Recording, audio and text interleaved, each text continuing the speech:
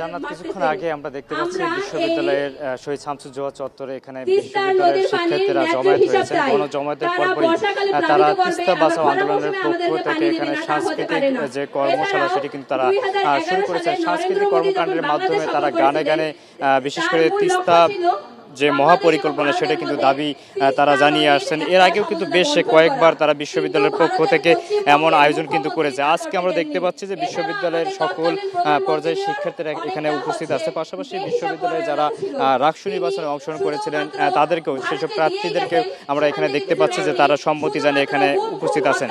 বিশেষ করে আপনি জানেন যে 1998 সালে তিস্তার যে মহাপরিকল্পনার আগ মুহূর্তে গজলডোবায় ভারতের পক্ষ থেকে কিন্তু তাদের জল বিদ্যুতের জন্য একটি কিন্তু বাঁধ নির্মাণ করা হয়। পরবর্তীতে সেই বাঁধের কারণে যখন উত্তরাঞ্চলে বিশেষ করে তিস্তা নদীর এপারে বিশেষ করে রংপুর অঞ্চলের যেসব এলাকা আছে সেখানে কিন্তু পানির সংকট দেখা যায়। বিশেষ করে যে সময়গুলোতে পানির প্রয়োজন সেই শুষ্ক মৌসুমে এখানে কিন্তু খরা দেখা যায়।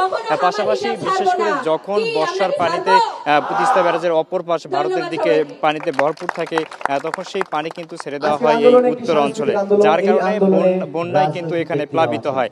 একসময় বিশেষ করে শুষ্ক মৌসুমে কৃষকেরা তাদের ফসল চাষ করতে পারে না। অন্যদিকে বন্যার সময় তাদের বিশেষ করে যে সময়গুলোতে বর্ষা মৌসুমে সে সময় বন্যায় তারা তাদের নদী ভাঙ্গন থেকে শুরু করে তারা বসত বাড়ি ছেড়ে কিন্তু অন্যত্র চলে যায়, যার জন্য এই অঞ্চলের মানুষজন কিন্তু এখন পর্যন্ত বড় ধরনের দুর্ভোগে আছেন। যাতে দ্রুত সময়ের মধ্যে তিস্তার যে মহাপরিকল্পনা বাংলাদেশ সরকারের পক্ষ থেকে নেওয়ার কথা আছে সেটি যাতে দ্রুত সময়ের মধ্যে বাস্তবায়ন করা হয়, সেই বাস্তবায়নের দাবিতে মূলত সারা দেশব্যাপী যে আন্দোলন চলছে তিস্তা বাঁচাও আন্দোলন তারই সম্মতি জানিয়ে রাজশাহী বিশ্ববিদ্যালয়ের শিক্ষার্থীরাও কিন্তু আজকে এখানে আন্দোলনের ডাক দিয়েছে এবং তাদের এই আন্দোলনের মাধ্যমে বড় একটি বার্তা দিচ্ছে যে জাগোবাহে কণ্ঠে সবাই এই স্লোগানে একত্রিত হয়ে যাতে তারা এই বড় ধরনের একটি মহাপরিকল্পনা বাস্তবায়ন করতে পারে, এমনটাই কিন্তু তারাও দাবি করছেন। দ্রুত সময়ের মধ্যে সরকার বিবেচনা করে এই মহাপরিকল্পনা নভেম্বরের মধ্যে বাস্তবায়ন করবে, এমনটাই প্রত্যাশা সকলের।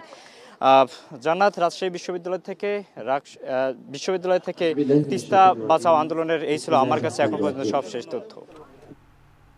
রাজশাহী বিশ্ববিদ্যালয়ের জোহা চত্বর থেকে যুক্ত ছিলেন সহকর্মী মারুফ হাসান।